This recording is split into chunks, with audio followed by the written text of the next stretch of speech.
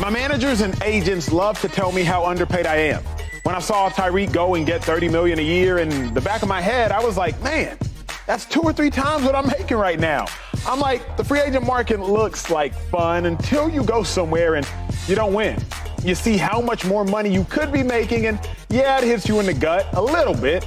It makes you think you're being taken advantage of.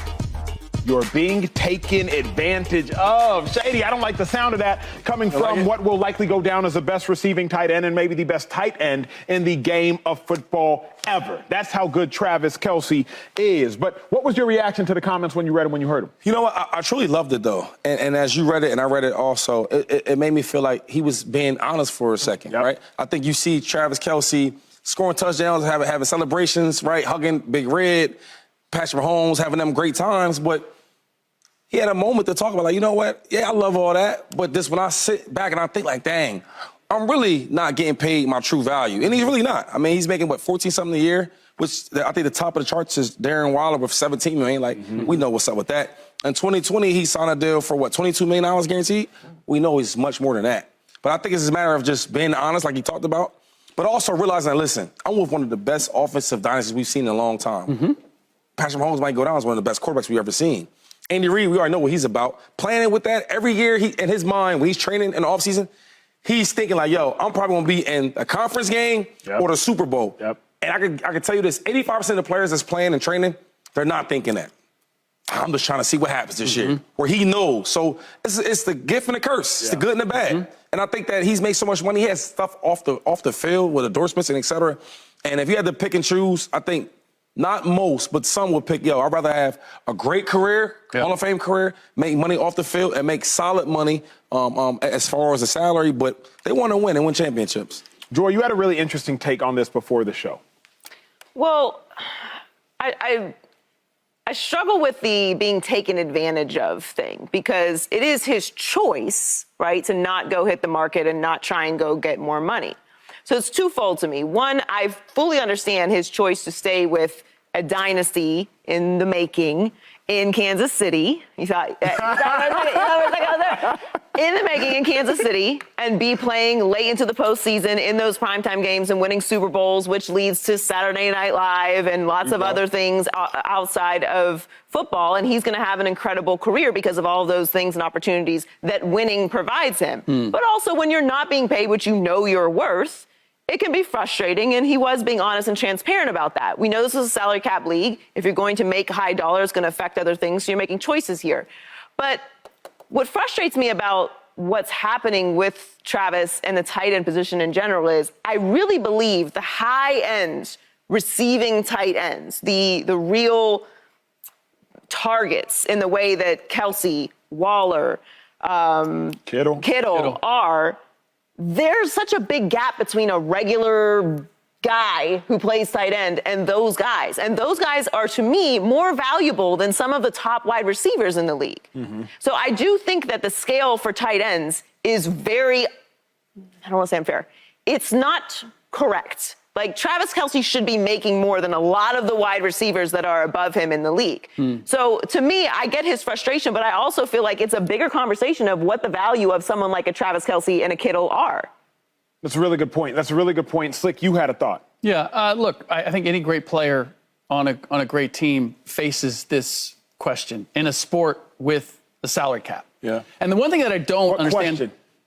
The question, do I want to get paid as much as I possibly can, or do I want to be on a team that wins? And with the second part, you have to trust that your team is capable, your management is capable of taking the money that they are saving on you and utilizing it to build a team that's going to win.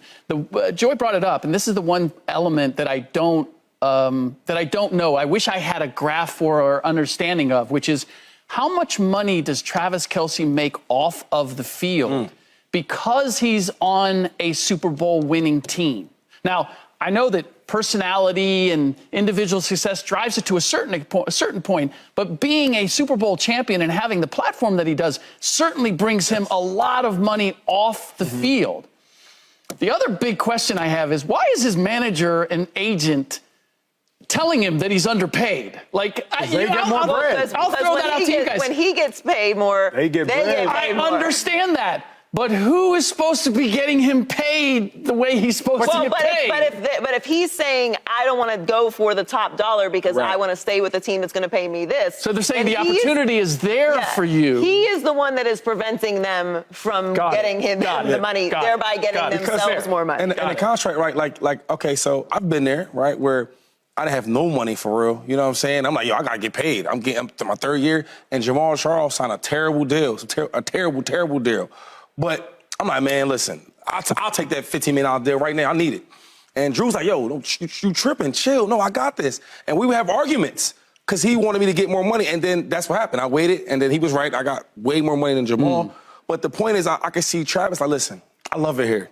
I love Kansas City. My family comes here all the time. I have a great core with my quarterback. I love Andy Reid. We're winning Super Bowls. We're in a conference game every year. So I can see him and his agent go back and forth. And I can see his agent every day. Dog, after they have a great game, he calls, man, Trav, yo, great game, but bro, you deserve another 10 million. So I can see that argument, and when him talking about it, he probably just reflecting, like, going back and forth with his agent. Here's the other part, though. So he's on a 4-year, $57 million deal. He signed that in 2020, before the 2020 season. So a lot of the success that has elevated Kelce to this place where he's looking at it going, man, I could be making way more money now, has been generated over the last 3 years. When he signed this, did we know that we were going to? Well, no, he was going to have the same. The same platform. Yeah, you look at him exactly the same way now as you did 3 years ago. Kelce been getting busy for about 5. The interesting thing for me is this. One, I love it because rarely do you see athletes be vulnerable. Busy. Like, athletes be big. Like, athletes don't keep it real. And we talked about it pre-show. He is, to some degree, talking out both sides of his mouth. But if you're ever honest about anything in life, you have to talk about both sides of your mouth. You're in a relationship. Some parts of him or her you love, some parts of him or her you hate. You can lie to yourself and everybody else, and everything is great. But it ain't real. And Kelce's like, look, I love winning. But nothing is tougher on individuals oftentimes when you and your homeboy who were making the same amount of bread and you watch them leave and go make 3 or 4 or 2 times as much money as you making when you know you are just as good, if not better than them.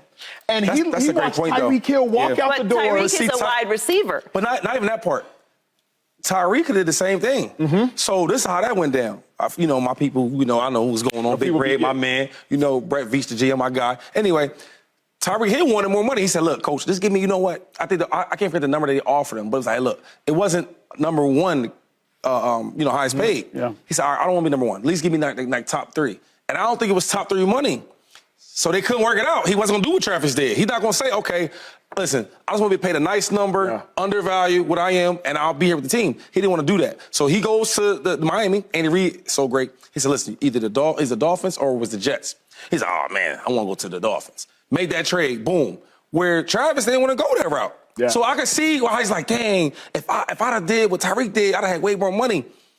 But you can't go back on it. Once you do it, you do it. Yeah, I mean, it's conflicting. I understand that. But again, he wasn't going to get $30 million a year. That's what wide receivers are paid. So he could have got 20. Yeah. Trav could have got 20. He could have. Darren Waller got 17. That was still $10 million. I mean, every position I guess my argument is, there's 2 sides of it. One, I feel like the top level tight ends, this pay scale should change. I'm starting this campaign. I just don't think it's reasonable. Like, Travis Kelce is way more valuable than don't let me go down this list. But the real kicker is Kelce would have to be the one to do it. Kelce would remember Jimmy Graham tried. We talked about this pre-show when I believe it was the Saints who tried to tag Jimmy Graham, and he was like, whoa, don't tag me as a tight end. Because I lead the league in receiving touchdowns. My hand's never on the dirt as much as I'm outside. Jimmy Graham was always standing up. So Jimmy's like, don't tag me as a tight end. But to me, truth be told, it's Kelce. It's maybe Andrews. Kittle could try to make the argument, but Kittle's hurt so often. That's really Kittle's dilemma. It's really Kelce who would have to say, y'all got to run me 25. Somebody somewhere has to run me $25 million. And I think he could. I don't know. I don't know how it works, but like that to me is a bad team,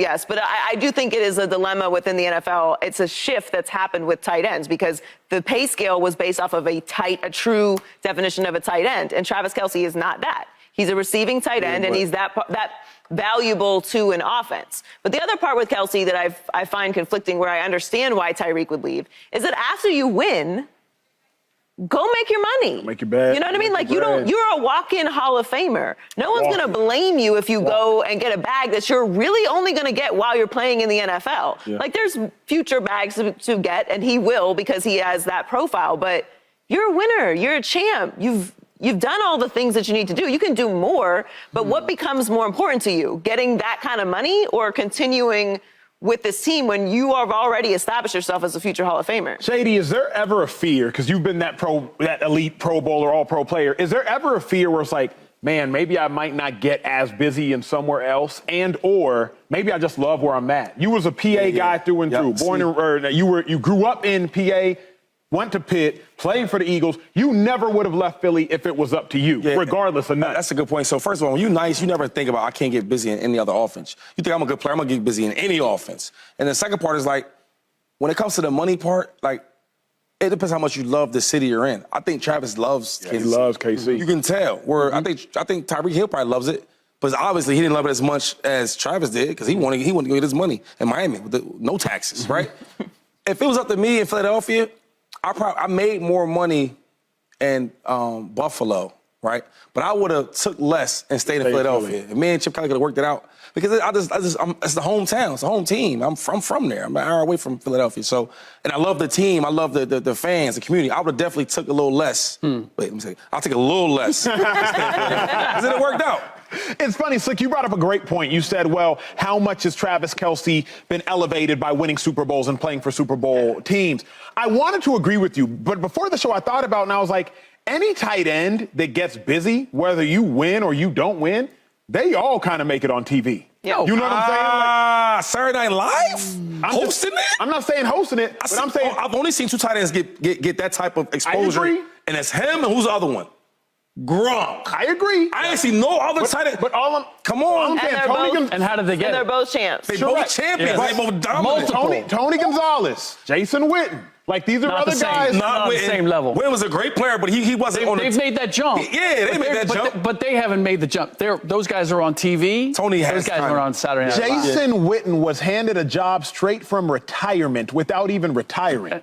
That's not the same thing as like commercials, hosting Saturday Night Live. That's still within the sport. In the Vanity Fair piece, the reason he got Saturday Night Live was because they won the Super Bowl. Of course. But I'm saying the doors are still going to be open because guest hosting Saturday Night Live is cool, but that's not providing, the bags are going to be there, is what I'm saying. Like the bags for them type of guys. Okay, for them type of guy. Mr. Bachelor, like, we all know when you can step outside of the sports stream, of course, and hit the mainstream. It's different. You ain't lying. He got it. You got a rose Checkmate. on right now. Checkmate. You got a rose on you right now. He got it. It's time for me to go to break. Oh, well played, Slick. Well played, Slick. I like that. I do what I can. All right. Subscribe here to get the latest from Speak, and go watch a few segments from our other shows on FS1.